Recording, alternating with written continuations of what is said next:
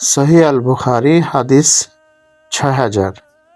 আবু হুরায়রা রাদিয়াল্লাহু আনহু থেকে বর্ণিত, নবী করিম মুহাম্মদ সাল্লাল্লাহু আলাইহি সাল্লাম থেকে বলেছেন, আল্লাহ তাআলা মাখলুক বা সৃষ্টি জগৎকে সৃষ্টি করলেন।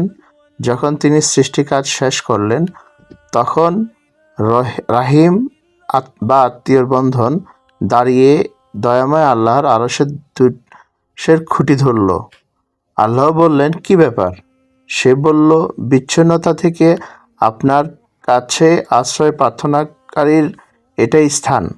আল্লাহ বললেন, তুমি কি এতে সন্তুষ্ট নও যে যে তোমার সাথে সম্পর্ক বজায় রাখবে, আমি তার সাথে সম্পর্ক বজায় রাখব, আর যে তোমাকে ছিন্ন করবে, আমিও তার সাথে সম্পর্ক ছিন্ন করব।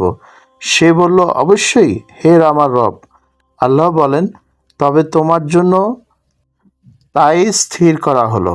অতঃপর রাসূল সাল্লাল্লাহু আলাইহি সাল্লাম বলেন, তোমরা চাইলে এ বিষয়ের সমর্থনে কোরআনের এই আয়াতটি পাঠ করতে পারো।